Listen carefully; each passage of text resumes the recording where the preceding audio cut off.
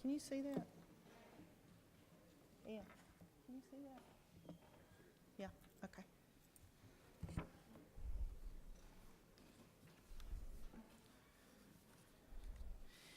Thank you again, ladies and gentlemen of the Senate, and I appreciate your previous vote.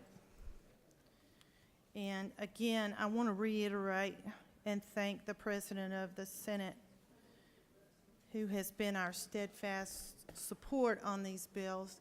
And I know in the gallery we have many people, the gallery is full, and we have many family members, whether they're mothers, fathers, sons, daughters. You may have lost your mother, your father. You may have lost your son or your daughter, or you may have lost your neighbor. And we are very grateful. I think we had 3 buses come down to the Capitol today to be on Capitol Hill. We're very grateful that you're here because I know it takes a lot of energy. We hear the thunder outside. It's raining hard, but you are on a mission, and I share that mission with you.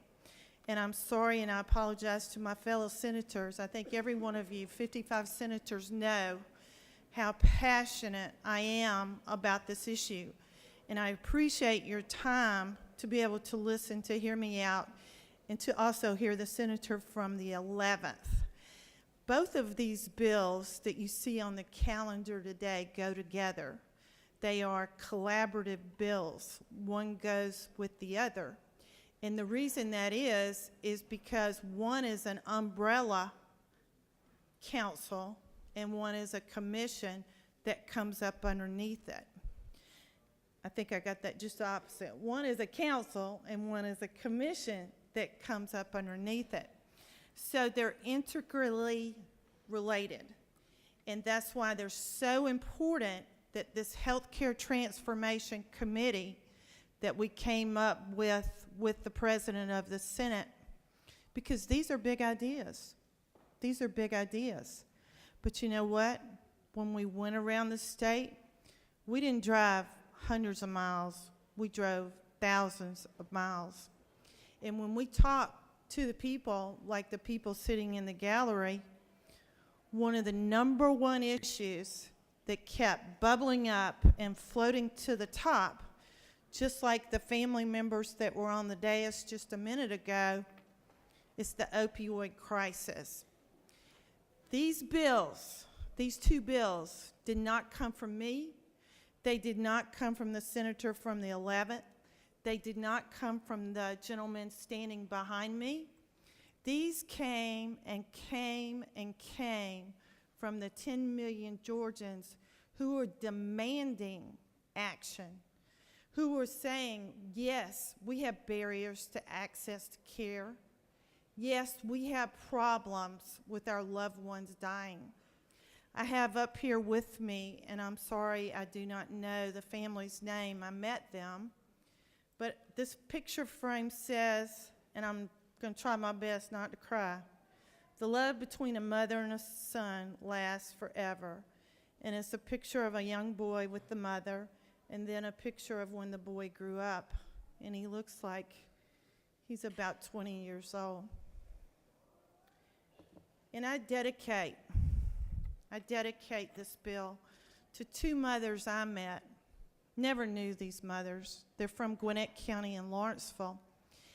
And one is a Gwinnett County school teacher, and one of all professions is a counselor, a licensed professional counselor. And unfortunately, they knew each other. They lived in the same subdivision in Lawrenceville. And their kids grew up in that same subdivision, very nice subdivision in Lawrenceville, 4 streets apart.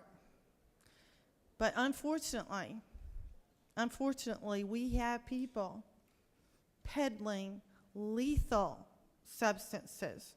You know, I grew up in the 60s. I know the 70s. I know what I grew up with in high school. And you could dabble in drugs and smoke the marijuana and do your thing, and you know, you went to school the next day. These kids dabble 1 time, not 2 times, not 3 times, but just like these 2 boys in Gwinnett County, 4 streets apart, 6:30 in the morning, One was to graduate from high school that night. One was a freshman in college, and they both died. The drugs were delivered to the doorstep one time, and they're gone. That's what this picture's all about. And it's a terrible subject to talk about. And when we went around the state, the very first drug forum I had was in Gwinnett County, and I had it with Judge Kathy Schrader, who's a Superior Court judge, a Accountability Court judge. We didn't advertise it. We put it on the internet. We're going to be at the Gwinnett County Courthouse. We're going to be in the auditorium. She and I planned it. Y'all know how methodical I am. She's a judge. It was done right.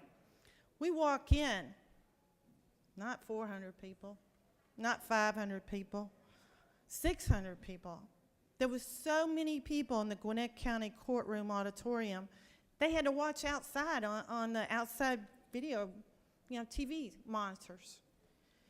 So we didn't know what we had walked into. We didn't know. And at the same time, the president had started his Healthcare Task Force Reformation Committee. And I'm like, oh my gosh, what are we going to be talking about? So then I started getting phone calls. Can you come to Cherokee County? We went to Woodstock Baptist Church. Can you come to Forsyth County?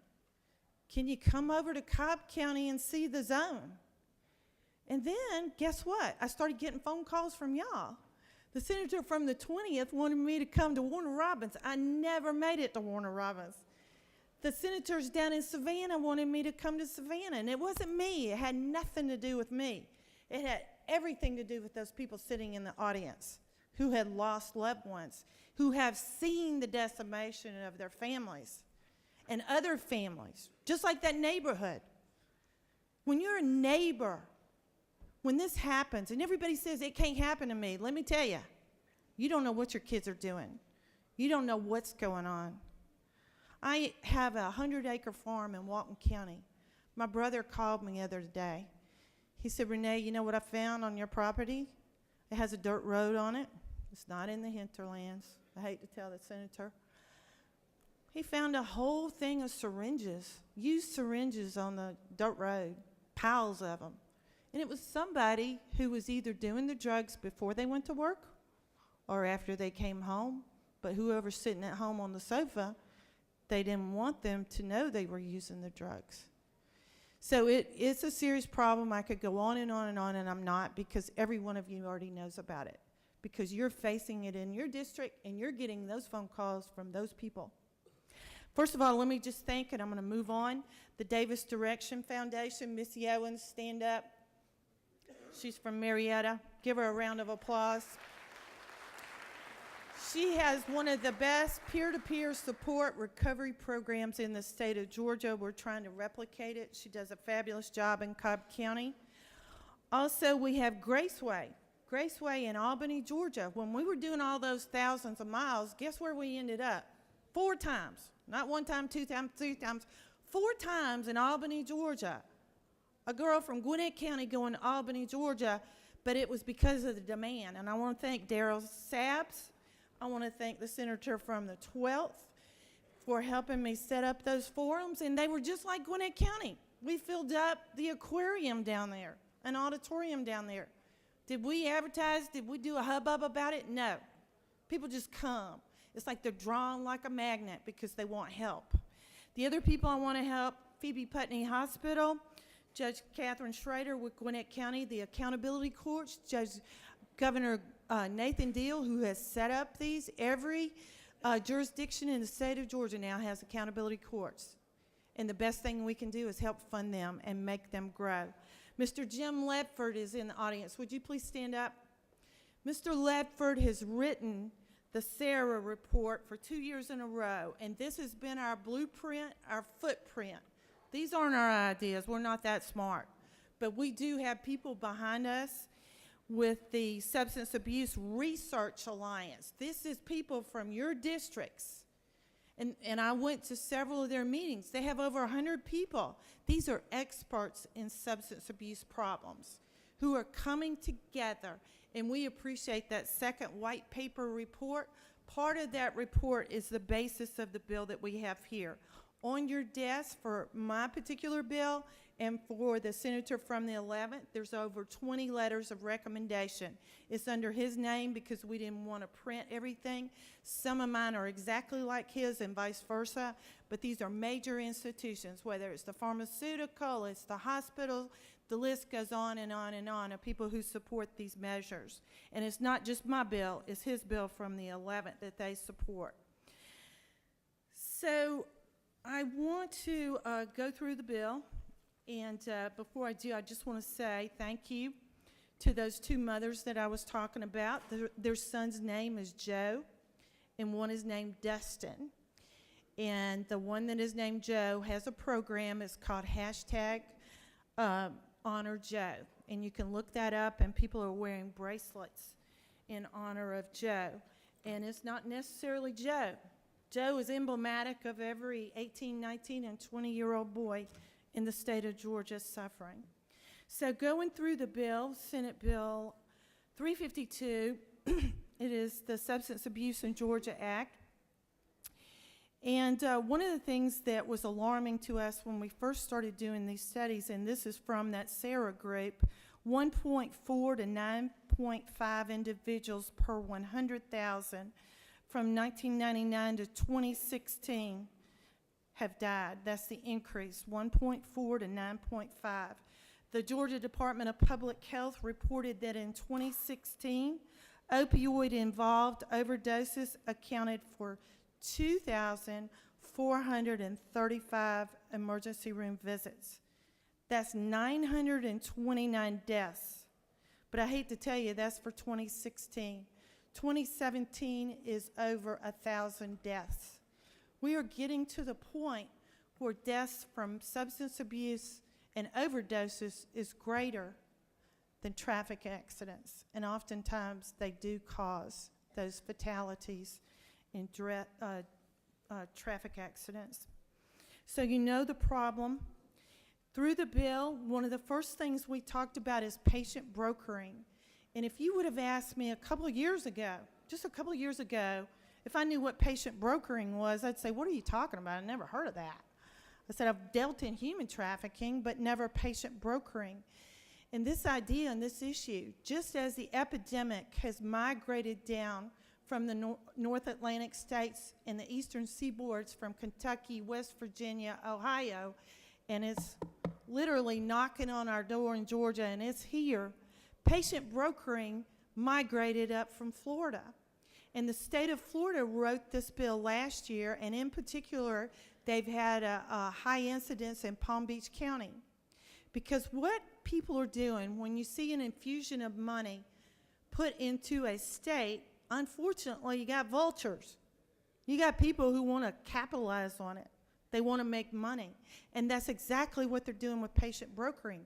They go around and they look for addicts, and they take them from one state to another state where they can generate a revenue stream.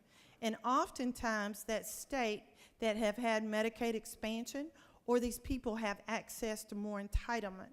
So these people are taken to other states, they're promised good things, but when they get to that state, as the prosecutor in Palm Beach County that I quoted in the committee, he said they're flop houses. They get down there, they think they're going to Florida, they think they're going to a good place, they think they're going to be rescued, they think that they're going to get over their addiction, but guess what? They get down there and it's even worse.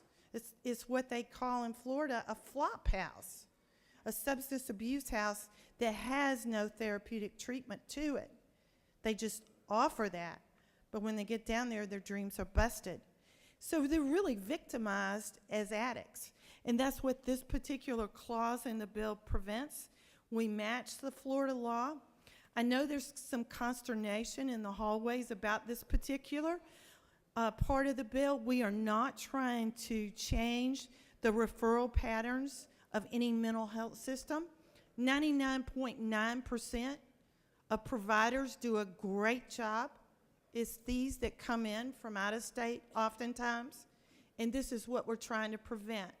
I did talk to Mr. Jimmy Lewis, who is an expert and represents Hometown Health, and most of y'all in the rural area know him. He said that this is occurring. He says that these rural hospitals that are closing up, they are potential sites for addiction centers, but they're not the kind of addiction centers that we think about that offer the quality services. They want to offer less services, and they use these people oftentimes with lab services and run up the fees to be able to collect the money on these people. The next part of the bill is the Commission on Substance Abuse and Recovery. We found when we started working on this bill, and this is why it's integral with the senator from the 11th, that this particular issue touches every one of our state agencies, whether it's DPH, DBHDD, the Board of Education, Public Health, Corrections, the GBI, the list goes on and on and on. So what we're trying to do, just like we copied DBHDD's Executive Council, Behavioral Health Coordinating Council, we're trying to bring all these groups together so that they sit down at the same time and they work on the same issue. And an executive director over them, just like the governor appointed Bobby Cagle with the ... because we have problems in DFACS and foster care. He is directly accountable to the governor. He's gone now, but there's another position. This is, quote unquote, a drug czar, a person who is over this total issue. Right now, it's completely fragmented in the state. If I go over here, I got to go over there. It's like squeezing a balloon. The water goes up, the water goes down. That's the purpose of the drug czar. And all of those different agencies are added.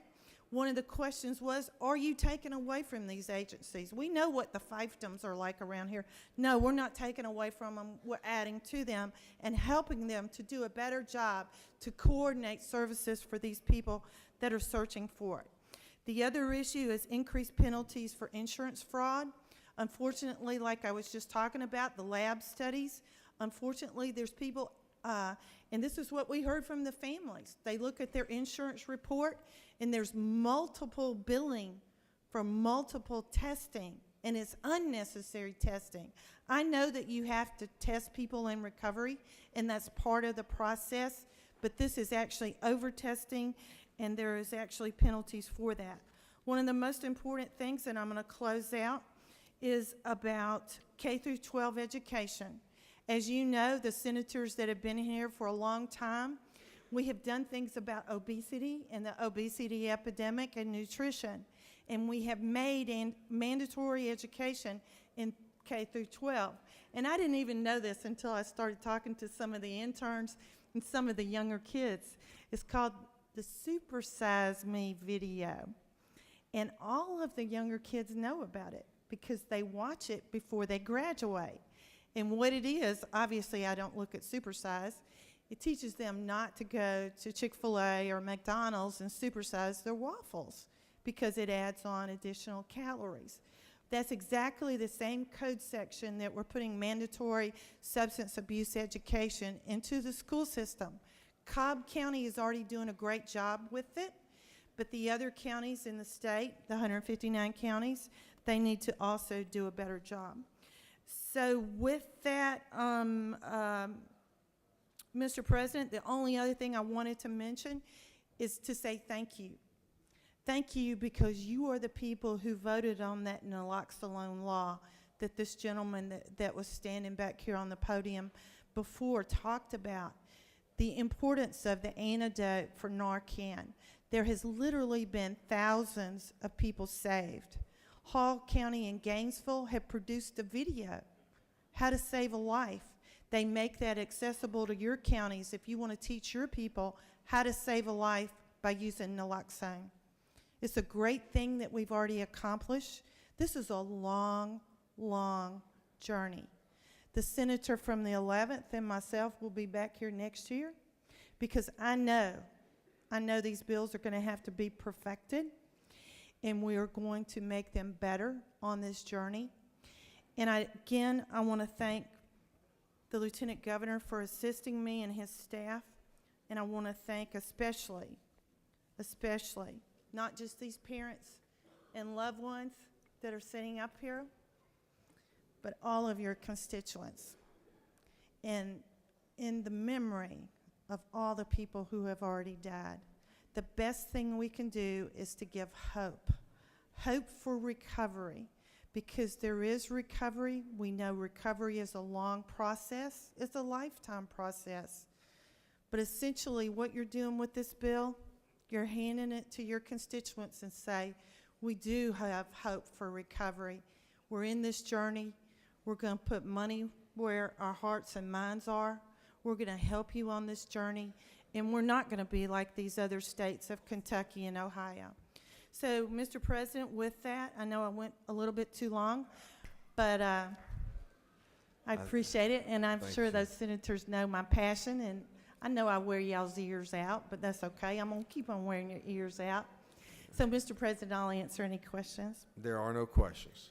Thank you, Mr. President, and I appreciate it. Questions on the adoption of the committee substitute? Is there objection? Without objection, committee substitute is adopted. Now, does any other senator wish to speak for or against the bill? Is there objection? Agree and report of committee which fair will pass the bill. Chair is none. Report of committee is agreed to. Shall the main question be now put? Are there any objections? Chair is none. Main question is ordered. Shall this bill now pass?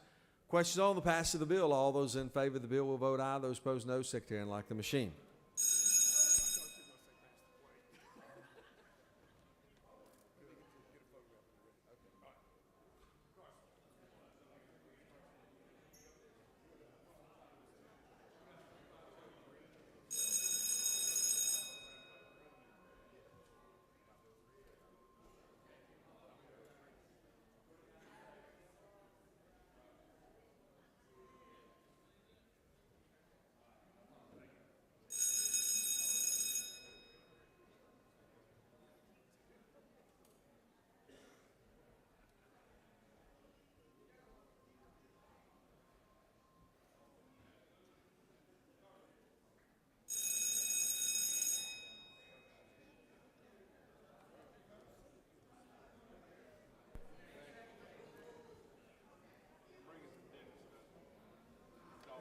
Okay.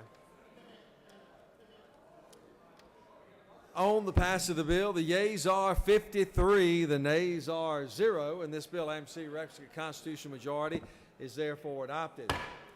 I want to thank Jim Langford along with his organization, Substance Abuse Research Alliance, who has done a remarkable job, and everyone that has participated to get us to this place today. Thank you all very much. Appreciate you.